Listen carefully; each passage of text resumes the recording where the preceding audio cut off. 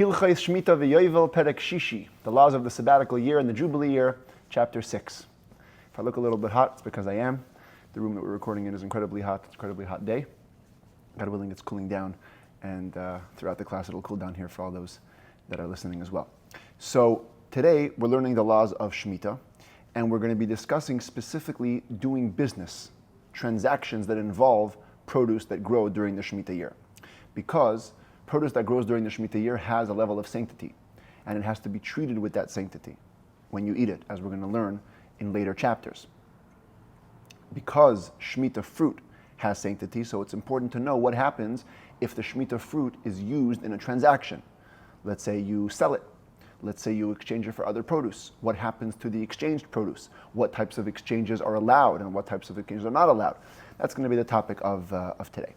So the Rambam begins by giving a blanket rule. Halacha Aleph, ein oisin schayra b'peiros shvius. The bottom line is, we're not allowed to conduct business with Shmittah fruit.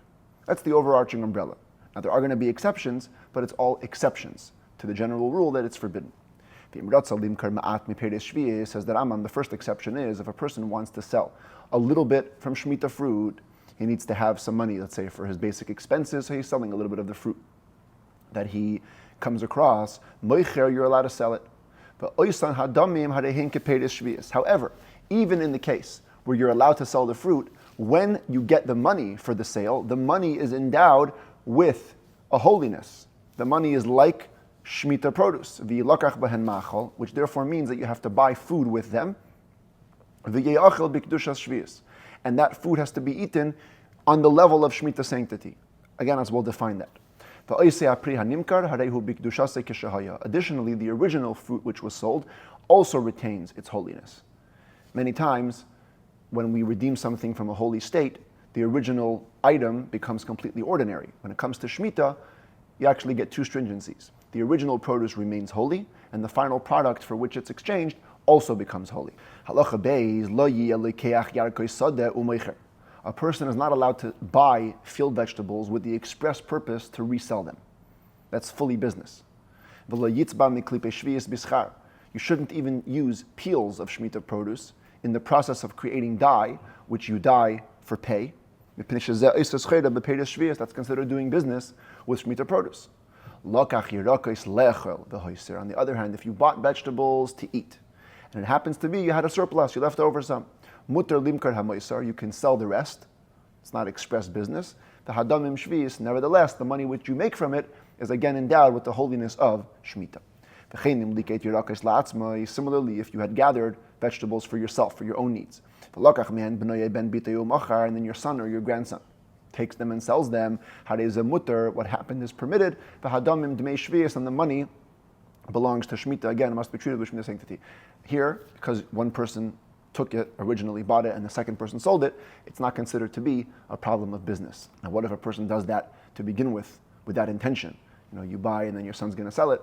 Obviously, that wouldn't be allowed. But if it happens that way, it's okay. Halacha Gimel kishemoichrin peiros shvius, when we sell, in the rare cases where we're allowed to sell Shmittah produce, ein moichrin oisan lei b'midah v'lei b'mishkal v'lei b'minyan. We're not allowed to sell them in regular ways, not by volume, not by weight, not by number. So it shouldn't look like you're a fruit merchant, you're doing business with fruits on Shmittah. The little that you do sell, you must sell by approximation, to notify everybody that it's really ownerless. And you're only taking money for it in order to buy other food. Another thing that relates to this is when you're selling things in the market, by approximation, you're allowed to bundle up vegetables or anything which would normally be bundled up had it been taken home. In the same way that you would bundle it to bring it home, but not the way you might bundle it to sell it in the market. Apparently it would be more of a professional bundle, more of a precise bundling.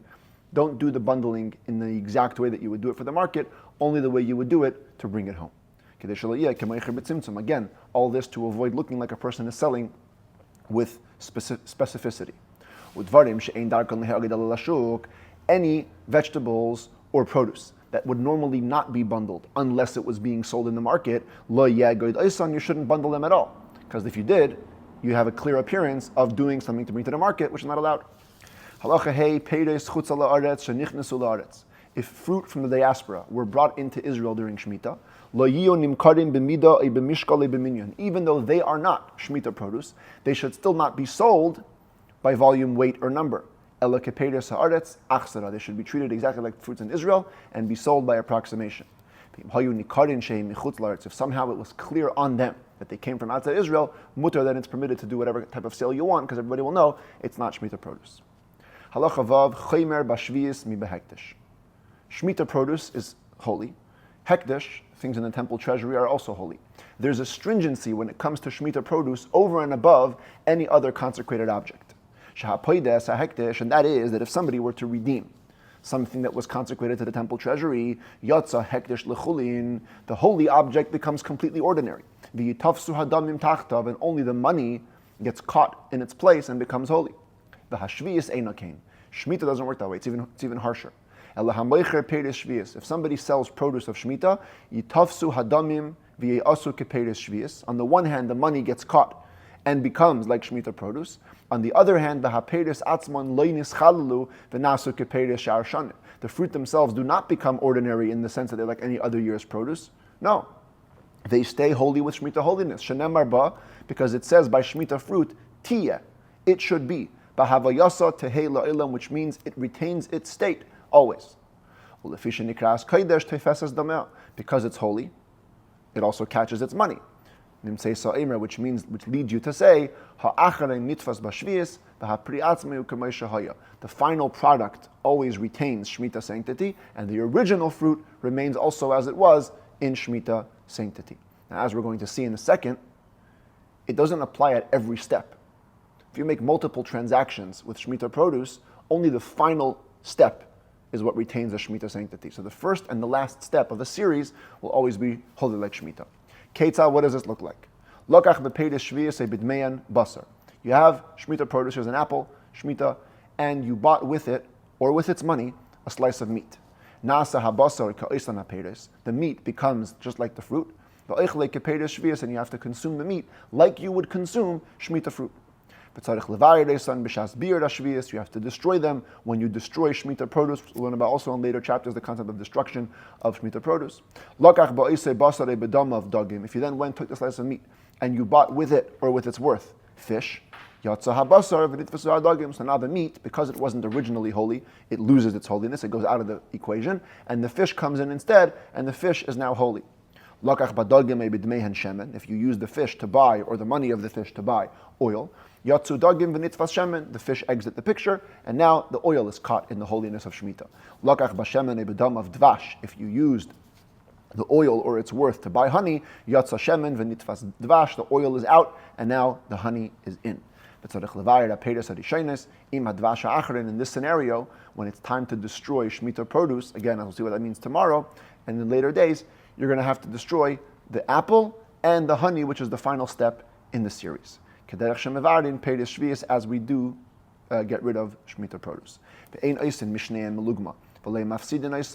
Neither of the two, the first and the last, can be made into a compress, into a bandage. Neither of them can be destroyed. Kishar peiros shviyos, again, like any other Shemitah produce.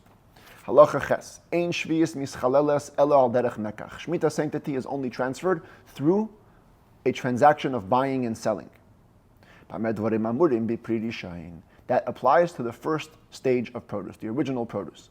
Aval biprisheni mischalel bein derech mekach bein derech chilul. But the second level can have its holiness transferred, whether by sale or simply by a process of transfer. So in other words, to get from here to here, you'd have to have a sale going on. But from here to here, even an exchange or a transfer, a person might declare, I want the holiness of the meat to go to the fish. That would also work. When you transfer the second stage fruit, you want to transfer its holiness. You should never transfer it to a live animal, beast, or bird, because maybe you'll leave these animals alive, grow flocks from them. Whether they're holy and now they're being mistreated. Holy things cannot be just used for regular stuff. Needless to say, the Shemitah produce itself should not be transferred onto live animals. But we can transfer those fruit onto slaughtered meat. That's no problem. Halacha Yud Dmei Shvius. Shmittah, money. Took a Shmittah apple, you sold it for money, now you have Shmittah money. It can be used for many things, but only things that are related to buying food. Nothing else. And therefore the Rambam goes through a list. Ein Peirin Mehen Es HaChoiv. You cannot use it to pay back a debt. You owe somebody money, you can't pay it back with Shmittah money. Ve'ein Eisin Bahen Shushvinos. You cannot repay marriage money. This is a concept that used to exist in olden times, that when somebody would get married, his friends would give him a donation to help cover the cost of the wedding, and it was expected that when the friends would get married, the chassan would return the favor. So you cannot return a shushvinus favor with Shmittah money. Ve'ein mishal min mehen tagmulin. You can't pay back any other type of monetary favor. Ve'ein peiskin mehen tzedakah la'aniyin bebeis hakneses. You cannot pledge tzedakah with Shmittah money for poor people in a shul. Aval mishalchin mehen dvarim shel gemilas chasadim. You could send it like a kindness favor, a gift of money. But you have to notify the recipient that you're sending Shmittah money. We also cannot use Shmittah money to buy slaves, nor real estate, nor impure animals like a donkey. If you did, you must eat an equivalent amount, treating it as Shmittah fruit with the sanctity of Shmittah to correspond to the money that you spent on these forbidden things. Just like you would do with Ma'aser Sheni, second tithe. They cannot be used for sacrifices. You can't use them to bring the pairs of birds that have to be brought by a zav or a zava. That's a man or a woman who experiences an irregular discharge. A yudadas, a birthing woman, who would bring a gift, a sacrifice of birds to Hashem. You cannot use Shmittah money to buy that. Sin offerings, guilt offerings, no karbanis. No obligatory karbanis, I should say. If you did, again, you have to eat an equivalent amount of money, treating it with a Shmittah sanctity to make up for the money that you used in a forbidden fashion. You cannot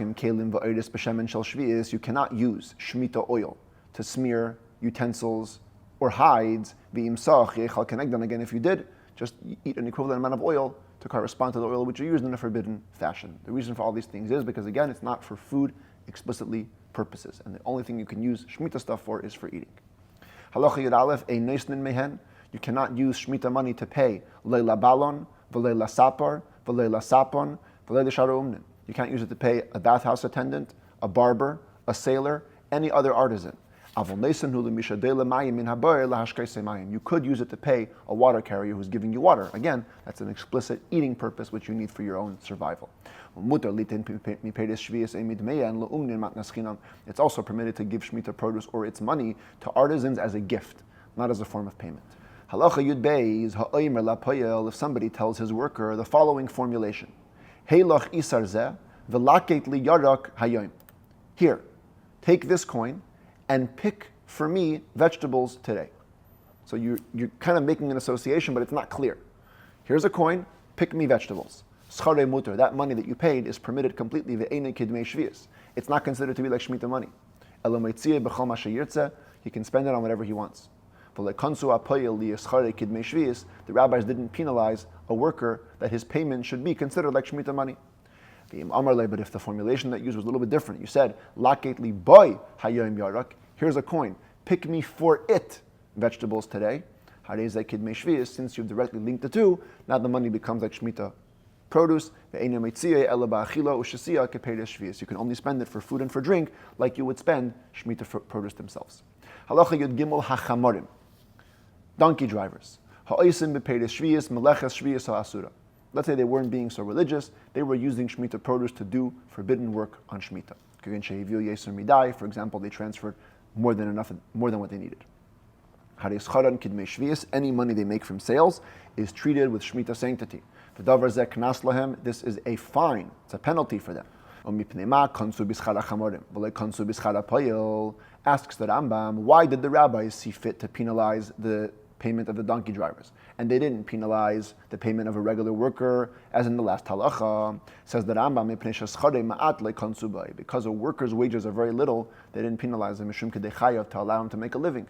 Apparently donkey drivers got a little more wages, and therefore it was okay if we find them in this case. Halacha Yud Daled. A person is buying from a baker a loaf of bread at the rate of a punyon. It's a very small coin for the loaf. At the time that he takes the loaf, he tells the baker, listen, I don't have any money on hand. When I'm going to go pick field vegetables, I'm going to bring you some vegetables for this loaf. That's allowed. And the loaf gets the holiness of the Shmittah fruit, because he directly transferred the two, one for the other. And you have to treat it like Shmittah produce. But if he simply bought the loaf of bread without stipulation, you can't later go and pay it back with Shmittah money. As we said, you cannot pay back a loan with Shmittah money. One is allowed to consume Shmittah produce, whether with the expectation of returning a favor or not. B'toiva ketzah, what does that mean? To return it, to expect a favor in return. That I'm going to give you Shmittah produce the same way you did me a favor and gave me something else. Or I'll bring you into my garden to eat as though you did me a favor. If somebody was given Shmittah produce as a gift, or it came to him as an inheritance, the person can eat them the same way he would eat fruit that he himself gathered from the field. A gift or an inheritance is just like picking it yourself.